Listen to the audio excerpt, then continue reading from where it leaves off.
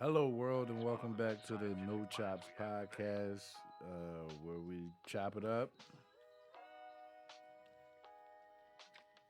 with no chops. I'm your host, Life's Ugly Money Problem. Um, and today's podcast, what is today's date? I'm a little high. January 16th, 2024. I'm having a great week. I'll tell you why. This past week in stand up, I will say made some waves. So this episode 4, shout out to Excellence. Um, we're gonna talk about my past week in comedy because I had a very very good week in comedy, and I made make it a little long winded about it. We're also going to talk about etiquette in many forms. We're going to talk about um, how you're supposed to act and treat people when you're on your turf, when you're on their turf, um, in different spaces, in different ways. I'll probably close that segment with some delivery stories, appliances, and food deliveries. And of course, we going to talk about sports. Yesterday, the Eagles lost on Monday Night Football um, in a playoff game, and it was terrible. But we'll go back to it and touch on it. But we're gonna get right into it. Phone light is on. I had to cut. Don't cut this part out. I guess. So the last, I believe, within the last few episodes, I talked about how I started doing stand up. This past week in comedy, I had a great week. My week started off. Excuse me. My week started off on Monday at the Comedy Joint. I went up. Did like a 3 minute set. I was okay with it. Sometimes when you do stand up, people don't understand the angle that you're doing or the angle that you're using when you say certain things. And if they don't laugh, regardless of how you said what you said, it could be the greatest joke ever. It's your fault. And like the end goal is to make the people laugh, and the best is when you make people laugh with you and not at you. Um, so I, a little rough set, but I was okay with it. On Tuesday, I came back here, and I was here with Mike Buzz and the wonderful crew at Excellence, and we filmed the podcast. And it was raining like a sun, It was raining crazy out there. Um, which is crazy because it's the Tuesday after, and it snowed yesterday, and it rained all day today, and it's 27 degrees outside, which means it's gonna be black ice on the streets, and people are not gonna drive like they have sense. I wish you Philadelphians, because there are times when I fall short of what I want to be, would drive better in weather, precipitation. I think that we should drive better um, when there's water on the road, whether it be frozen or otherwise. But um, Tuesday was that. Last Wednesday, a long-standing friend of mine in comedy named Satoyo, who's a comic out of Columbus, Ohio. Moved to Philly about 10, 11, 12 years ago, and he's been making a lot of noise in comedy and doing his thing, and I believe he gets around the country, tours a little bit. He headlined a show at Punchline Comedy Club, and I asked him weeks ago if I could open, and he said yes. So I opened that show. It was hosted by Trayvon Fulton. Um, Trayvon, great dude from Richmond. Please go see him. Council, Satoyo also counsel. It was basically a council show. Trayvon came out Murder with his host said. I went up, did my little 5 to 7 minutes, killed that. Daryl Charles featured. And if you haven't seen Daryl Charles live, please make it a point to get to see him. If not, you can go buy his album. It's called The Black Gentrifier. I believe it's out everywhere. Please go listen to that brother's album. He's one of my mentors in comedy, but he's also a good friend. He featured, and then Satoyo headlined and did a masterful job. And the room was packed. It was a wonderful, wonderful night. And so congratulations to him and us. It was great, but definitely him. Congratulations to you, Satoyo. You deserve it. I hope they give you more nights, whether I'm on them or not. But I'm very proud of you, and you deserve it, man. Keep working. That was Wednesday. On Thursday, all right. So little backstory. When I started doing stand up, I was very green. I was very new. I didn't know what to do. I started doing stand up, and I got a Twitter account in the same month. And in that, it had to be January 2011, 2010. January 2011, 2010, I was still playing semi-pro football. We'll come back to that. And I found an open mic at Lickety Split. I think we talked about that before, 4th and South. And one of the comics, I forget which comic it was, but told me that the Laugh House was literally down the street. On my Twitter account, when I first started, @_lump, you can follow me on Twitter. And I need to start posting there more, and I guess I will have to. I found Comedy by Toure, and it turns out Toure he's basically the king of Philadelphia comedy. And shout outs to him. I ended up taking his course, and when the Laugh House closed in 2013, there were other comedy classes like at Helium and all that, but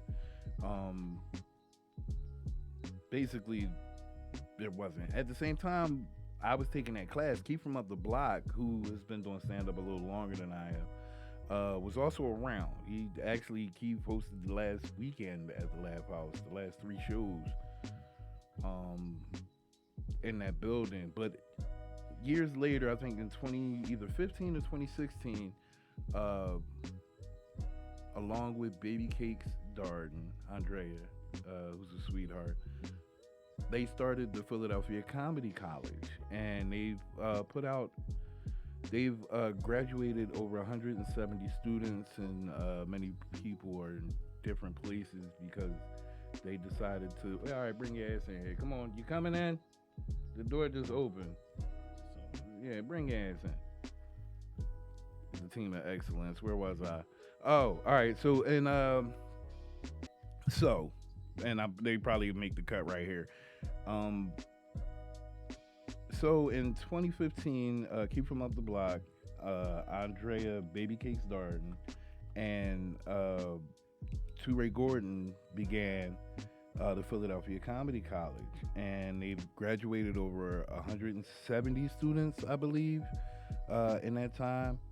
And when you do those kind of things, you begin to get connections and certain things. And so the Philadelphia Comedy College was offering a mastery course to be taught by a very, very funny comedian out of Chicago, out of Venice Beach. He's the king of Venice Beach, by way of Chicago, named Michael Collier. And he's very, very, very funny. And so they had a master class or a master course at Temple University, and I spent money I didn't have to get there. And when I got there to the course, it didn't start until 7:30. I got there at 7 o'clock. Keith from up the block, who was the professor there, said to me, If you paid for a ticket to come to this course, I was gonna make sure that Michael Collier sees you perform, and he allowed me to do that. Before we even get to that part, I was in the building. I was sitting amongst the other students, as it were, and I got a phone call from Derek Lee. And Derek Lee is a magician that does stand up. Very funny guy, very entertaining gentleman from Philadelphia as well. And he had called me on the phone, and as he's calling me, I'm looking at my phone and I'm looking around the room because I just saw him. And when I answered the phone, he said, "I need you to come outside and make sure that Mr. Collier gets up to the classroom." And I said, "Okay." And he said, "Well, I said, well, why would you call me?" He said, "I didn't have anybody else's number, or I don't know the other people in the class, so I made sure to call somebody that I knew." So I got to go downstairs and escort Mr. Collier into the building. I introduced myself to Mr. Collier, and I told him that we had met before, and there was a show at the Laugh House in 2013. It was two shows in one night. I don't even know if he had the weekend. He may have had the weekend, but this particular, it was a Saturday night, and I was supposed to go to the early show, but I think I was booked, and I ended up missing that show. When I got to the second show this night in 2013, it was sold out, and one of the old rules of the Laugh House was if a show was sold out, you had to buy a ticket, even if you were a comedian, to get into the showroom. And so this particular night, it was so packed. All the comics that didn't pay or couldn't pay or wouldn't pay were all standing outside. And Mr. Collier came out to the steps, and he was talking to us. He said, "Y'all must be the comics." I said, "Yeah." And I said, I really was looking forward to coming and seeing you perform. He said, "Don't worry about it. One day we'll get to work together." And I, told him that story. And I said, "Well, today is that day." And so I took him up to the classroom, and I left him alone, went inside the classroom. And they were, Keith from up the block is very skilled at what he does. And that goes from teaching to acting to entertaining to stand up to music. And so when we all were sitting in the class, it's about 50 of us, mostly alumni of the either Two Rays class or the Philadelphia Comedy College. And we did like little exercises to loosen ourselves up and get loose. And one of the exercises was you had to write bars. And I wrote mine down, and they were not good, so I did not even spit them in the class. I know they're in here somewhere. They're terrible bars. Bear with me. I'm a much better rapper than this. You were supposed to write down 10 things that you liked, and you were supposed to, write down 10 things that you like. And then after the 10 things, you were supposed to put them in rap form. So these are the 10 things that I wrote, and this is not scripted. I literally wrote these things down. Here we go. Peanut butter, weed, milk, titties, nipples, money, Netflix, comedy, driving, sex, music, and love. Now, I believe it was more, I wrote down 12, but those were what it were. And these are the bars that I came up with for this. This is why I didn't get up and do the exercise with everybody. Like, people walked up to the microphone and was rapping. I was like, I cannot rap this bullshit. And it was terrible. So here we go. No stutter, peanut butter, slutty titty slumber numbers. I need weed like the Netflix show driving. And then I stopped writing because it was terrible. The next one I wrote says love titties, wake and bake with cakes. And then money at stake, peanut butter makes nipples taste. And I stopped writing. And this is the last squad. These are terrible. I know they are. It's almost as embarrassing as doing a podcast with no teeth. Last one. Here for comedy, funny, money, and music make lump, love, love, love. I like peanut butter. I ain't stutter. I love to suck titty nipples with my teeth out. Weed got me so high. I slobber, saying mispronounce. That one might actually be a little fire. But those were the bars I came up with, and actually went to the bathroom. I just got the fire symbol from Excellence, so that was a good job. So while they were reading, while they were rapping into the microphone, I dipped. Like I slid out to the bathroom. When I came back from the bathroom, it was time to officially start the class, and Keith alerted me that I was first, and I was like, "Oh shit!" So I was sitting in front next to Queen Honey. Shout out to her, who's a recent graduate of the Philly Comedy College. Funny story about her, and no, it's not gonna be what you think it is, Queen Honey. Queen Honey was the only student in her class at the showcase to get an applause break. Very, very funny, very, very funny young lady. Please make sure you look her up, Queen Honey. Um, I was sitting in the front of the class, and I got up and I moved. So Mr. Collier went and sat down in where I was seated, and so he's in the middle at the front of the class. And Keith said, "All right, before we go into, Mr. Collier comes out. He does about 5 minutes of an introduction of, what he's going to talk about, and just like I did at the beginning of the podcast, tell you what's going on with what." And so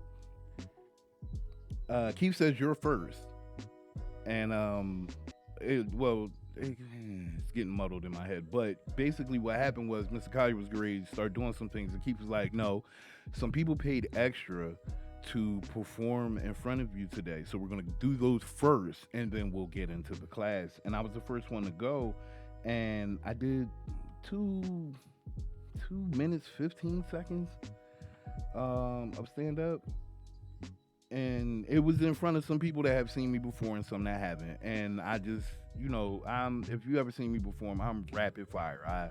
When I come out, before I get into any storytelling, if I got a 5 to 7 minute set, it's gonna be chock full of just punches. It's almost like a battle rapper. I'm not comparing myself to like a Rum Nitty or a B Magic, but I punch heavy, like the good Jones. I boop bop boop boop bop. Like I'm so I do that for about 2 minutes 15 seconds, and I get my time back to the room. And if you don't know what that means, basically, if you're at an open mic or a show that you're not being paid for, and you're supposed to do, let's say, 7 minutes, and you do 5 minutes of just murder, and there's no need for you to continue, you give the time back to the room. And so I gave my time back to the room, and everybody clapped and settled down. And Mr. Collier said, as I was walking away from the microphone, "I have no critique for you. You're ready." And he said, "As a matter of fact, I have a morning show, and I would love for you to come on the morning show tomorrow morning," which is Friday. And I agreed to it, even though I was scared and nervous, because I was just scared and nervous. I never did. All right, so the pandemic started in 2020. They started doing Zoom shows, say May or June of 2020. I've never done stand-up without a crowd before.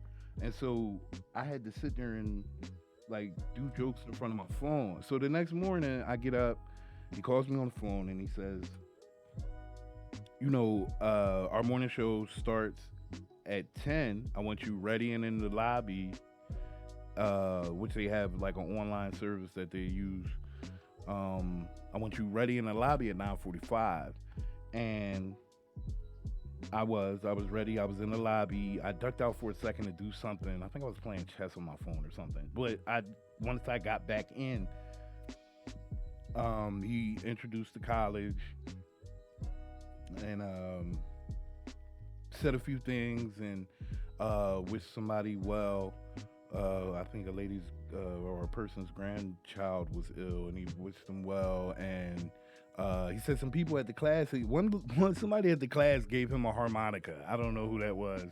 And somebody else gave him a sweat towel. And those in stand-up know that some people when you do stand up, you need something to do with your hands, and some comedians have adopted like a sweat towel or a rag, just to walk back and forth with. He showed those off, and then what I was saying that he had called me. When he called me Friday morning, he said, "When I introduce you, go right into your jokes." He says it's not an interview, so once I bring you on, just go. And I did. I went in and I poop pat. If you saw it, you enjoyed it. And it was very, very good. There was like a little bit of an interview afterwards, to which I um, am still very thankful for. I was very thankful for that moment and that time. Um, I have been doing stand up. Next week it'll be 13 years. Today is the 16th. The third weekend of January in 2011 is the first time I ever picked up a microphone to do stand up. I was funny before that. I've been an asshole my whole life. I'm a third generation asshole because my dad is one. My grandfather, his father is one. And you know that day, me challenging my homie Meatloaf to get on stage because he was so funny has basically led me here. And for me to get a stamp from a legend is, I wanted to go outside and scream at the sky. Like it's crazy. I almost cried when he told me that he had no critique for me. He said that you're ready, and I was like, wow, this is amazing. This is pretty good. And even after I got off the show, after I got off the morning show, the lady, his other host, I can't remember the lady's name, the brown skinned lady, she said that he was so humble, and I'm humble because I don't believe that I'm owed anything, and I want to earn everything that my dad taught me as a child. If you don't work, you don't eat. You have to put your time in order for things to progress. And if they don't progress, then you just wasting your time. At that point, it's a hobby, and that's cool too. But I am eternally grateful for the opportunity, and I hope that it leads to bigger things.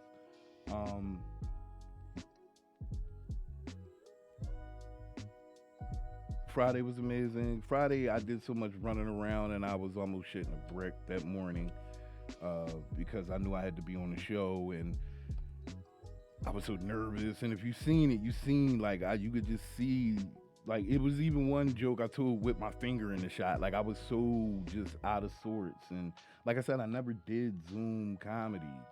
To me, this is kind of like Zoom comedy because I know y'all gonna see it later, but at this moment, there's only 3 people in the room with me right now. That's not me. So, and I hope it's funny. I don't mean for it not to be funny if it's not. We'll leave it at that.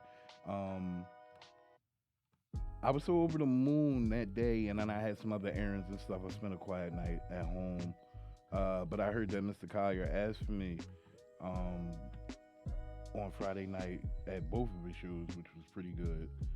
And then I went and I hung out Saturday and Sunday, and I couldn't get on stage, and I really wasn't looking to.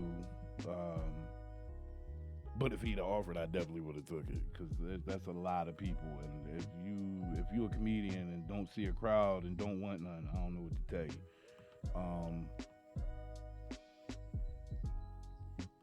And I'm gonna make sure I give him a call tomorrow, because he told me to make sure that I give him a call on Wednesday. It's Tuesday. I'm going to make sure I call him.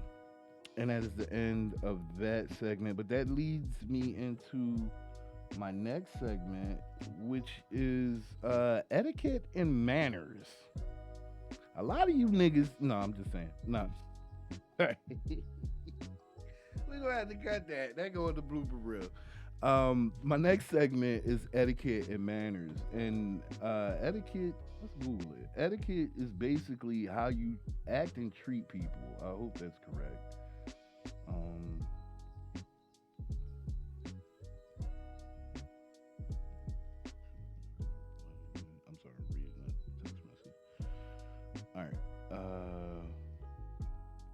Definition of etiquette. Y'all can cut some of this shit. I know I'm bugging right now. Shout out to Excellence. Definition of etiquette is the customary code of polite words. Once again, the definition of etiquette is the customary code of polite behavior in society or among members of a particular profession or group. That says a lot. Now, anyone that knows me knows I'm an asshole, and I can be, and I'm not always an asshole, but I'm a gentleman first, regardless of what's happening. Because it's just easier to be fucking nice. And I can kill you with kindness. I have been very, very evil to some people in some ways, but never enough to hurt them. The types of etiquette I want to talk about are not wearing inside clothes outside. Like, can we stop wearing pajamas outside? I know that, look, the bonnet thing is something different. Like, I wear this. I do that. And sometimes I sleep in it. And then sometimes I come outside with it on. And that happens. So it's not like I get the bonnet thing. I'm not even talking about bonnets. I'm talking about grown adults. Not even teenagers. Teenagers and under whatever. Like, whatever. But I'm talking about grown adults that are past high school age that come outside in pajamas. It was snowing today. And I saw people out in shorts and flip-flops. And out out in pajamas. Like, why you came outside? We know you didn't wash up, because nobody washes up and puts pajamas back on to go outside. So we know you got your funky ass up out your bed and went to the corner store or hopped in your car and drove across the city to go pick something up. And like, nobody wants to see that. Nobody should have to see that. You should feel better about yourself. You should do better with yourself. I really wish you would. As far as like travel etiquette, and this goes for local, or if you're like on an airplane, or if you're just on a bus. Here in Philly, we got the SEPTA buses or whatever. Just mind your space. Just mind your space. Everybody's been on a crowded bus and it's been too much and caught a straight elbow like you was, you know what I'm saying, under the basket at a basketball game. It happens. Where people go wrong is everybody jumps to the conclusion that ignorance is, in some circles, ignorance is celebrated, and that's not the way. I was raised to treat people with respect until they give you a reason not to respect them. Right? So if I meet you and it's our first interaction, and something goes wrong, I might be wrong. I may not even see that I'm wrong, but I'm not going to disrespect you on purpose. I remember Steph's Kitchen was having a bud and breakfast. It was in North Philly. It was during the summer. It was a hot day, whatever. Started a little late. So, they still had the comics go on. And I went on, and I was going around the crowd, and I was asking how a person was when they lost their virginity. And there was a young lady in the crowd, and I asked her that. And a man that was sitting directly next to her spoke up and said, "I'm sorry, sir, that is inappropriate." And I said, "Well, why is that inappropriate?" And he said, "Because she is 13 years old." And I said, "Oh, I apologize." And he said, "I'm her father." And I said, "Well, you're doing your job. Excuse my ignorance." And then I moved on to the next thing. In that situation, I was completely wrong, but I didn't know that I was wrong until I was alerted of it. So, and when you out in social situations, try to give a little grace sometimes. A lot of people like to fly off the handle when they feel they're being disrespected. But do they even know that they're disrespecting you? Or do you know that you're disrespecting somebody? Like people do that kind of thing on purpose. Um, something. The next thing I wanted to talk about was dinner etiquette. Simple shit. Elbows off the table. Um, Whenever I go out to eat, I do this thing where wherever the middle of the table is, let's say the middle of the table is on my right hand side, whenever something is finished or it's trash, like the napkins and that kind of thing, or a plate or whatever, I'll put it at the edge of the table. And then before we leave, usually everyone that's with me, and not saying because I do it, because I know people have been raised with, I usually hang out with people that have been raised with some sort of common sense. We all stack the dishes and move the trash to one side out of respect. And we also tip. You are supposed to tip anybody that serves you. And I know we don't always have it. And when I say we, I don't mean just black people. I mean people in general. We don't always have it to tip. But if you can, throw $1 out there. Throw $2 out there. Good service, $5, $10. Because these people are making, like when you go to a restaurant, these people are making $3 an hour. They're making $4 an hour. And I know some people are going to say, well, they should go get a real job. And maybe they can't. Maybe this is their only means of making money.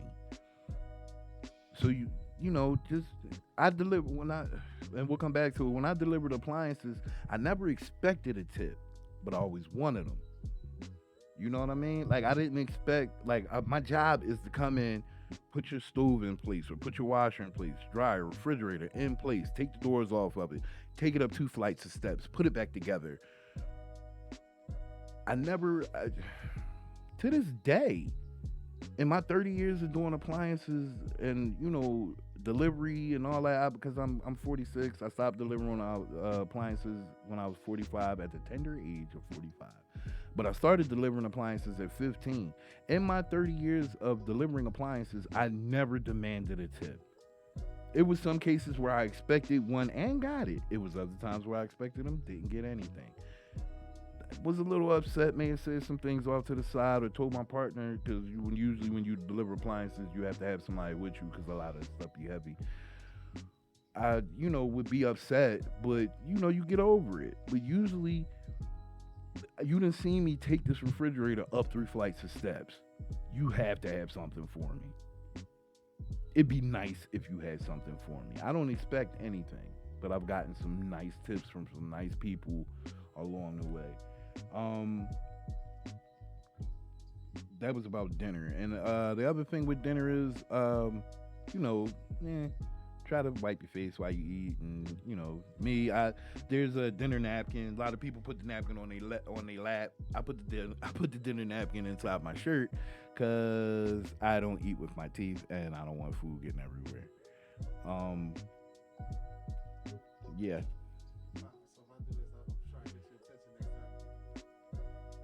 Nah, okay. Yeah, fine.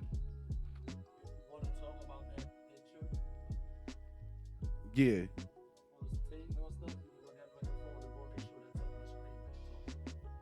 Oh yeah, while we still on dinner? Okay, that makes sense. All right. I'm not gonna get too deep into it because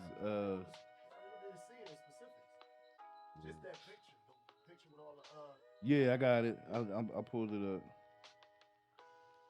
All right, so for those that don't know, there is actual dining table etiquette. Um, when you start your meal, the fork is on the left, the knife is on the right. Um, if you lay your knife across and lay your fork on top of it like across, that means you're ready for the next plate. If the food was excellent, both you face both utensils to the right side. If you need a pause, you just lay the head of each at the edge, kind of 10 and 2-ish, What's the opposite of 10 and 2? I don't know. When you driving from the bottom, I guess you face them downward. If the food is disgusting, you lay your knife sideways and then you put your fork through it. And if you're finished, you just lay them straight up and down in the middle of the plate. I actually knew something like this existed, but I never actually used it myself. Like, this shit like this is above my pay grade, uh, for sure. Um, but I would love to go somewhere where this would be a thing. Like you would think that they would teach you this at like Chima or whatever, but Chima just got the cards. The what's that? Green mean go and red mean stop bringing me food. Yeah, I think that's the one. But yeah, that's very good. All right. Next next up, we're going to talk about dating etiquette. Dating etiquette.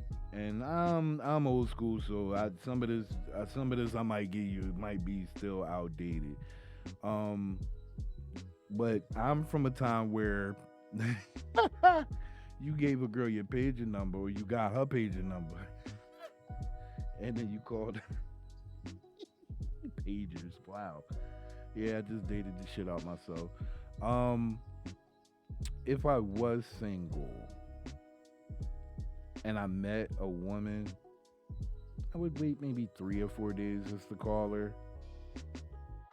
Maybe, and when I call, I would like to go to dinner. That was always my opening move. Cause regardless of what we gonna do in the day, we still gotta eat. At some point, you're going to eat. Now, whether you want to eat with me or not, up to you. But I would like to invite you to dinner. And if I invite you to dinner, that means I'm paying. Um, but I'm also poor, so we're not going anywhere heavy. Worst come to worst, I'll cook a fucking meal and bring it to you, and we could sit in the park or something. Um,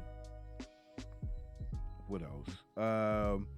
I I don't know. Texting, I'll maybe text you once a day. If we're just starting out, if I don't know you, or a lot of things today or on the apps. So like I've been inboxed with some foolishness that ended up turning out to be great, if that makes sense.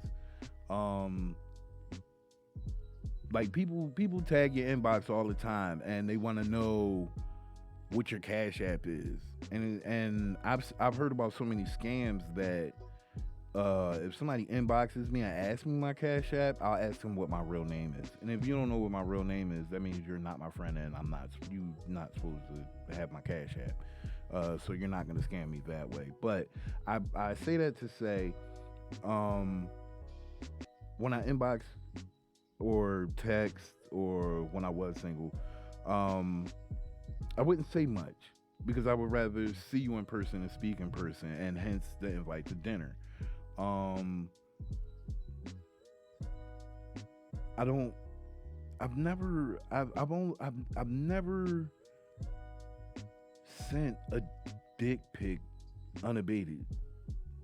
All right, so unabated is a word I got from football. There's a penalty where if the offense and defense are lined up and somebody runs around unblocked and tries to hit the quarterback or is about to hit the quarterback, they'll blow the whistle, throw the flag, and the call is encroachment unabated to the quarterback. Unabated means there's no restriction. If I'm not mistaken, we got Google right here. Let's Google it. Unabated. Let's get that word right. Just so, because I may have been using it wrong, and I'm not above checking myself. So if I was wrong about a word, I will definitely take it the hell back. I remember years ago, Sidney Gant told me I was telling the joke wrong because I kept calling my son a toddler, and he was like 7 in the joke, and he was like, toddlers are not 7. I was like, thank you, because I needed that. Unabated. Unabated, without any reduction or intensity or strength. Well, maybe unabated is the wrong word. Well, I've never sent an uninvited dick pic. Let's put it that way. Um, I've been asked, and when some most of the time, I will say 70% of the time that I've been asked for a dick pic, I tell the woman involved that she needs to make an appointment, um, because you need to see me in person in all my glory. Seeing it over the phone's not gonna help none. But and I won't. And me, I'm pleasant, so I would rather see your titties in person than asked to see them. I don't want to see. I don't. I'd rather see them in person than look at my phone. There's 10 million sets of titties in this phone right now. It's a supercomputer. I can get on any website. I can type in titties, and titties are gonna pop up. So if I want to see your titties, I will try to get into uh, hopefully a good light so that you will show them to me. Titties are my thing. I love tits. Although as I'm getting older, I'm becoming an ass man. I don't know. Nice butts on you, ladies. Some days, most days, every day. All right. But with the dating etiquette, you know, whenever you meet somebody new or that you're not used to, you kind of grade them on a curve. And what I mean by that is when things are new, you kind of give them. Whereas if you knew somebody for a long time and y'all were trying to pick things up or start over, that person maybe only got one or two times to mess up and then they're gone. Whereas with something new or something, you're still getting used to used to being around somebody, introducing yourself to somebody properly. Let's be honest, unless things have changed since in the last 10 to 15 years, whenever you meet anybody new, in most situations, you're meeting their representative. So their representative is always way, way, way better than the person themselves. Because it's not necessarily a front, although it technically is a front. It's more of a, I don't even know how to phrase it. Like, I'm trying my best to impress you without being overbearing. I and a lot of people don't believe that they can just be themselves and have that happen. I've gotten to an age where I don't. I was never. I like sneakers, but I'm not gonna pay $300 and $400 for a pair of fucking sneakers so I could look good in them. Because all I'm gonna do is dog them. So I just put, I grab what I can. I grab a little these over there, little this over there, little, little Ross, little Marshalls, little this, that, and the third. Little that. I'm just trying to get you to like me, hopefully as much as, I like you, if we were courting. But the biggest thing with online dating or just dating in general is just be kind to each other. People are not nice enough to each other, and that's where it goes. And my last point on etiquette before we get into this sports shit, which is gonna be fucking crazy, is delivery etiquette. Now, I've been in and out of people's houses since I was 8 years old. Been delivering appliances since I was 15. I've delivered food. I've delivered people, because I've driven Lyft and Uber. I've delivered appliances.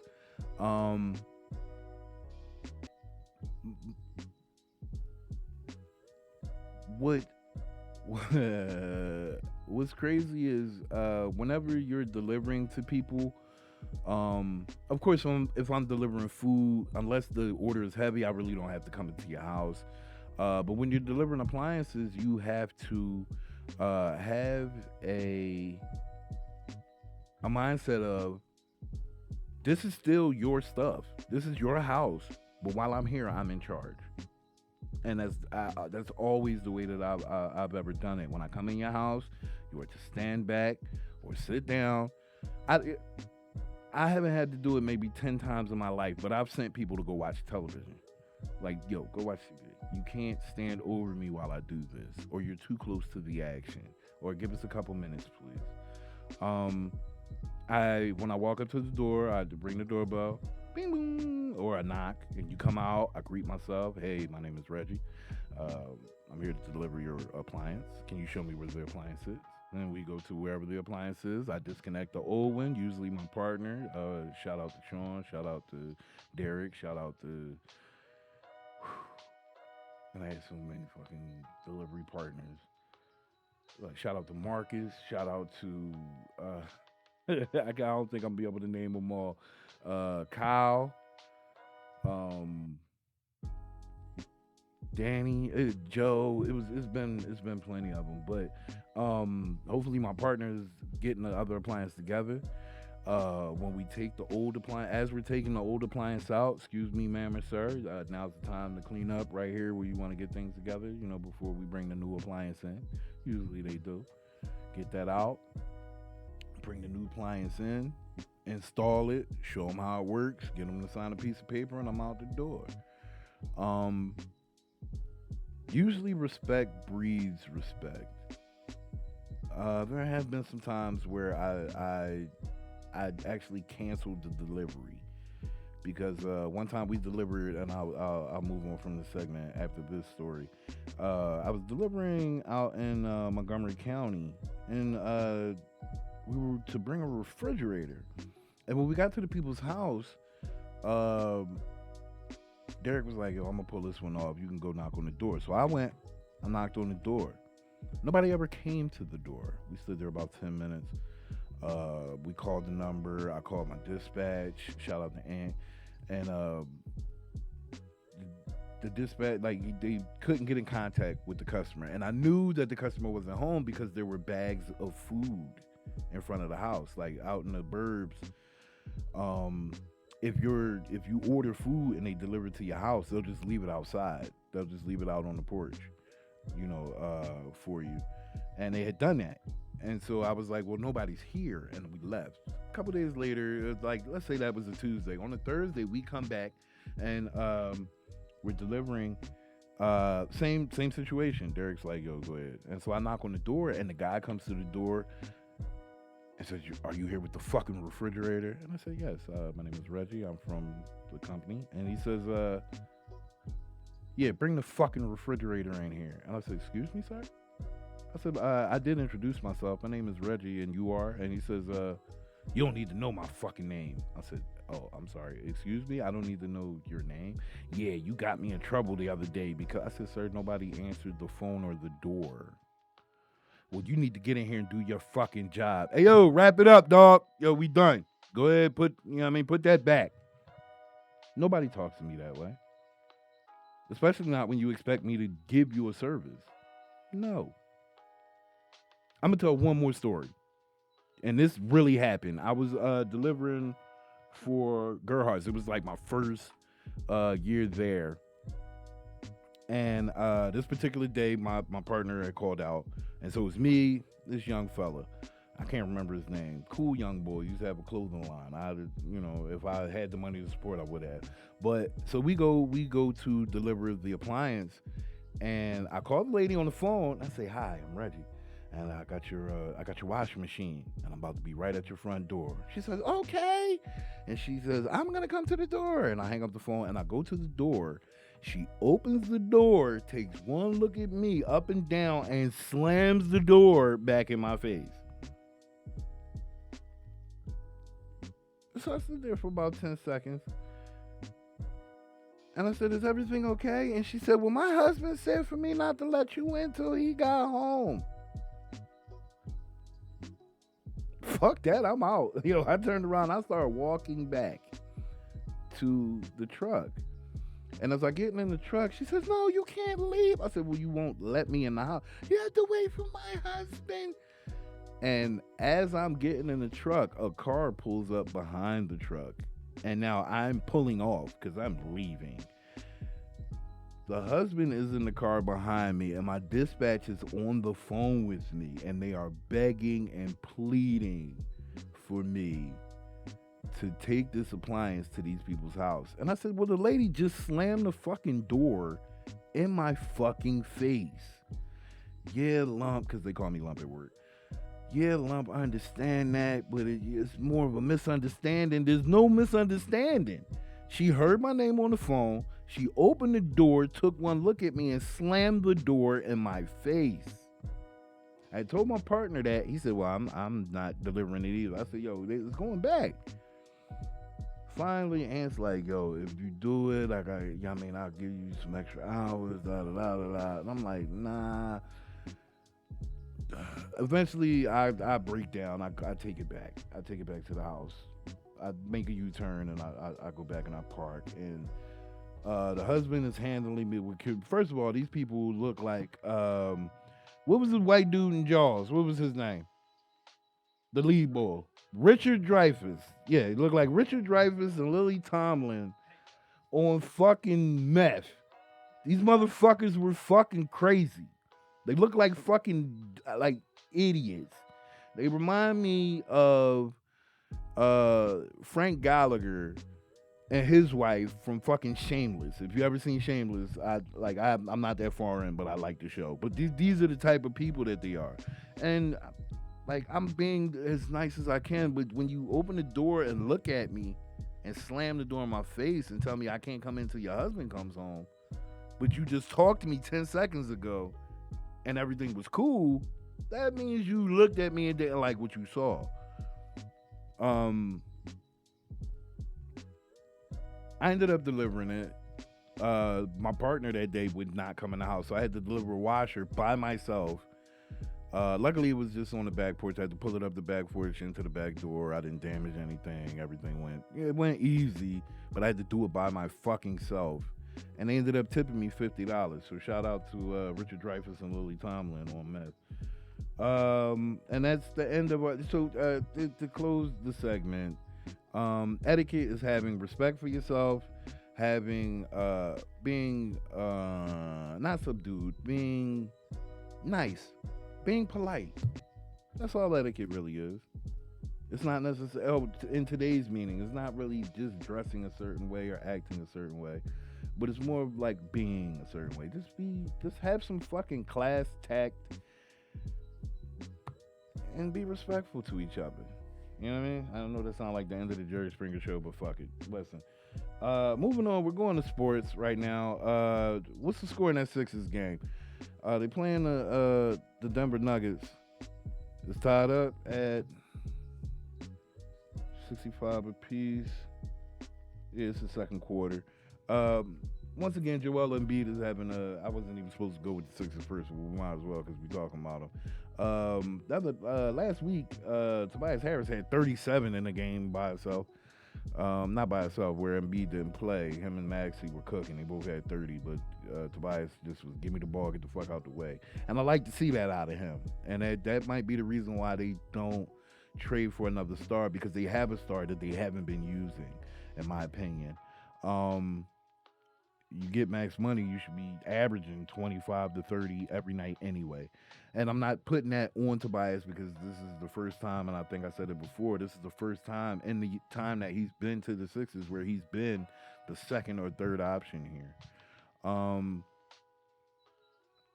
Embiid is still on his upswing. I think he will break that record by Abdul-Jabbar. I think he just passed Abdul-Jabbar. I think he's chasing Wilt with having 30 points and 10 boards in 19 straight games. I know he did it for 16. I'm unclear on where it is now, but I feel like Embiid is playing great. If they don't get another star, I'm okay with them not making it to the conference championship. And I know that's a terrible thing to say. I'm not wishing bad on them, but it's more of a looking at it and looking at reality. Because when Milwaukee figures it out, it's a wrap for the East. And I think Boston depends on if Kristaps plays more. If Porzingis actually is there to ball, they'll figure it out. New York is doing well. I can't overlook them, but right now I think the Sixers are third in the East. But they're doing good. They'll be okay. From there to the Flyers. The Flyers last week beat the Winnipeg Jets 2-0, and on paper, Winnipeg is arguably, and points wise, the best team in hockey. And the Flyers went to their ice and won. They're playing great defense right now. both goaltenders, and I can't remember the second dude's name. I know Carter Hart. Um, I guess me googling while I'm on this shit is really gonna happen. Okay, it's Carter Hart and Samuel Urson are the two goalies. They're both of the goalies are standing on their head. It seems like they play harder for Urson than they do for Hart, but I'm not saying that as a knock to Hart, if that makes sense. Hart is great, but the team plays they really rally behind Urson. And they've been playing really, really well. They've been getting points in a lot of games. I feel like they're gonna make the tournament and might make a little noise this year. Plus, they had a situation I really got to look into. Somebody told me there was a player that they were supposed to get from overseas, and he said, "I don't want to play in Philadelphia." And then they traded his ass for a bunch of pieces. So I like to hear that. I like don't come here. And every time they come here, every time you come here, you're gonna get fucking booed. Go Flyers. Moving on to the fucking Eagles, yo.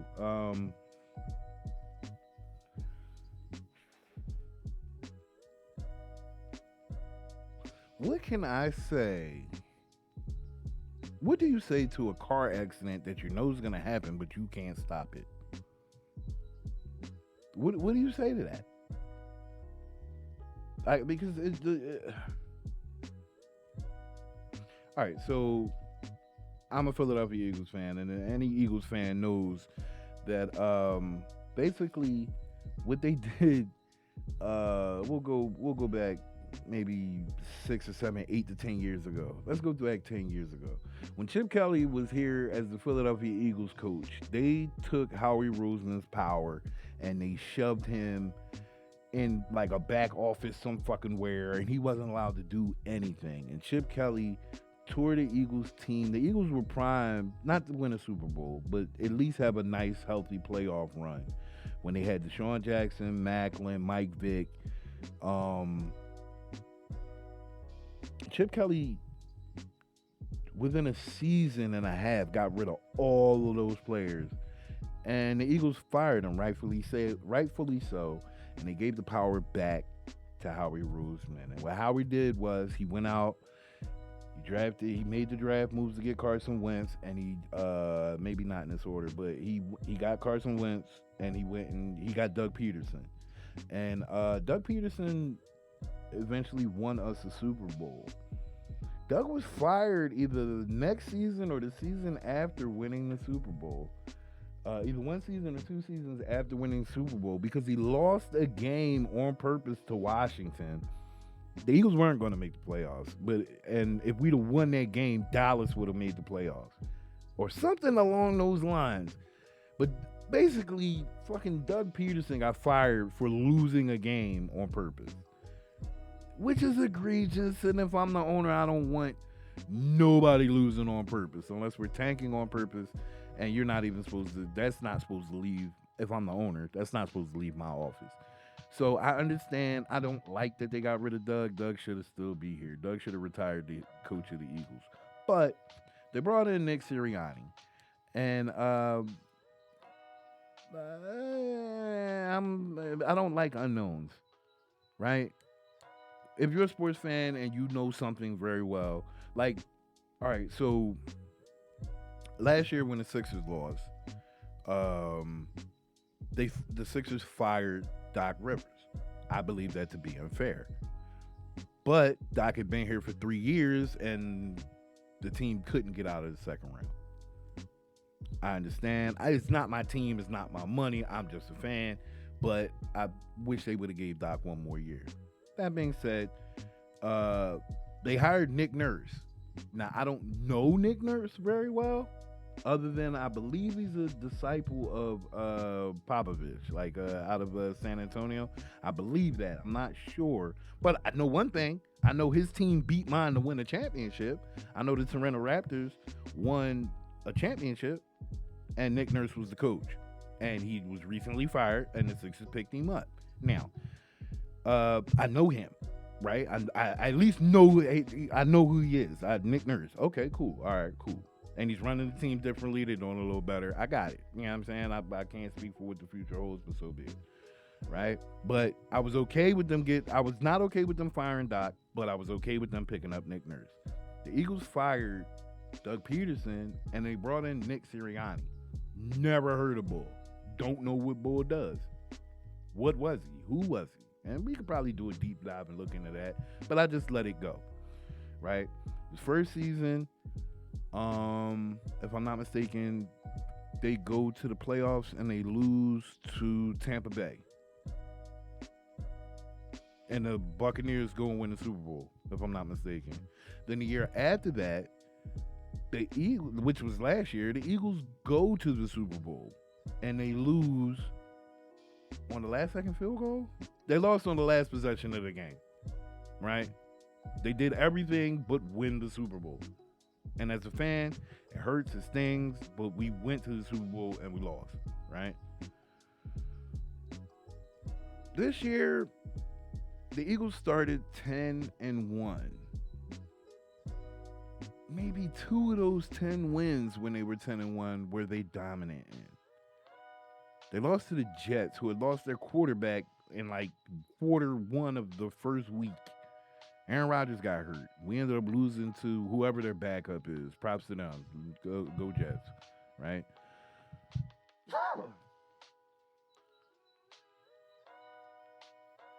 I was listening to WIP, which is the local radio station here in Philly, and somebody said, I am basically tired of watching basically the 25th quarter of the Philadelphia Eagles versus the San Francisco 49ers. Ever since we played that game, we have been terrible. Terrible. Terrible football. They switched defensive coordinators, which I believe is a mistake. You're not supposed to switch horses mid-race, period. Whether that came from Nick or from Howie, I don't know. I just know you're not supposed to fucking do that. Another place where the Eagles made mistakes was TJ Edwards and CJGJ or Gardner Johnson. That was the safety last year. Those were two, and Hargrave. Those three pieces. I understand that Hargrave left. You could have kept the other two. Defense was terrible this year. Defense was terrible. It wasn't the worst. It was bad. I'm not saying terrible like terrible. It was terrible. It was, in some situations, it was just awful. But I don't blame them. I blame the fucking offense. On paper, you have a top 5 wide. You got 2 top 10 wide receivers. Because Devontae Smith is a monster. Slim Reaper is a fucking monster. He won the Heisman fucking trophy and you drafted him. Right? And then you get AJ Brown, and then Dallas Goedert is a top 10 tight end, if not top 5. DeAndre Swift is a great running back. Why is this offense not averaging 20 to 30 points a game? The Eagles didn't score 20 points, have not scored 20 points, I don't think, since we lost to San Francisco. And so they went to Tampa Bay on the road on Monday, which I think is a mistake. Stop having fucking playoff games on Monday night. Do not ever do that again. That shit is terrible. Stop it. NFL, cut it the fuck out. Monday night? For what? How's that fair to anybody? When everybody plays on Saturday and Sunday. You just gonna make... Now, there was a first game yesterday before the Eagles played the Buccaneers, but that was out of necessity because it snowed so much in Buffalo. They had to pay people $20 an hour to shovel the snow off the field and off the seats and everything so everybody could come enjoy the game. And then they ended up winning. So congratulations to them. And props to the cross-state football, AFC football team, the Pittsburgh Steelers. I believe it's been 17 straight years that Mike Tomlin has not had a losing record. He's either went 8-8 or better every year, which is good. That's commendable. Props to him. One more thing before I get back in on the Eagles. I need for the NFL to stop acting like they didn't add a 17th game and then act like all these new records are being broken. That's not how that goes. I don't know if they need to do the asterisk thing, but it's not 16 games anymore. So when it's 17 games, eh, like of course some record's gonna be broken. The Philadelphia Eagles last year were like tied for all time in sacks for a season. They added a fucking extra game. They weren't the 85 Bears. They did have a great pass rush last year, but they weren't the 85 fucking Bears. But yesterday, the Philadelphia Eagles went down to Tampa Bay and got embarrassed. They got their fucking pants pulled down and their ass spanked on national television. 35-9? Terrible. And this is after embarrassing losses last week to the Giants, the week before that to the Cardinals. They barely beat the Giants before that. They lost to Seattle before that. They lost to Dallas before that. And then San Francisco. Us playing San Francisco, what San Francisco did to us mentally was way worse than what they did on the field. I think we lost 42-19, but our season went right down the fucking drain with it. And so it is what it is. It is what it is. Well, I'm about tired of bumping my gums. I think I done said enough this episode. Shout out to Excellence. Before I go, I want to send props to Poe's Sandwich Joint, 1710 North 5th Street, inside of Human Robot. Go in there, get your sandwiches, get your grub, get your food. This week we talked about my week in comedy. I had a great week in comedy. I got to meet and perform in front of Michael Collier and on his morning show. Hopefully that leads to some bigger things and some other things. I will be giving him a call tomorrow. I'm gonna text him tomorrow. Hopefully he calls me back. Also props to his co-host Katie Funny AF, very very funny lady from St. Louis, who hosted our weekend forum. Just was amazing as a host and kept the show going and all that good stuff. I also got to perform at Satoyo's show where Satoyo was headlining. So I had a great week. I do have a show coming up shortly, but shit won't be out by the time that happens. I'm gonna be at Milani Cafe this Friday, which is down the street from where we are in Germantown. Tickets are $5. Please support live comedy when it's there. Shout out to George at Milani, and Brian Foley and Adam Benjamin, who booked me for that show. It's gonna be a goodie. I'm looking forward to it. I always have a great time there. I'm not sure if it's vegan food, but I know they have vegetarian food there. I believe it's vegan food, but I don't want to say that it is and it's not. But I know they have vegetarian food there. And the food is delicious. So please enjoy that. We talked about etiquette today as well. How you treat people. I try to treat people the way that I would like to be treated. And so, as human beings, we all fall short of what we would like to become.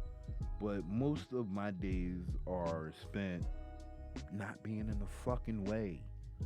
Not being up somebody's ass. Not being in the way. I'd rather be on the way than in the way. You know what I'm saying?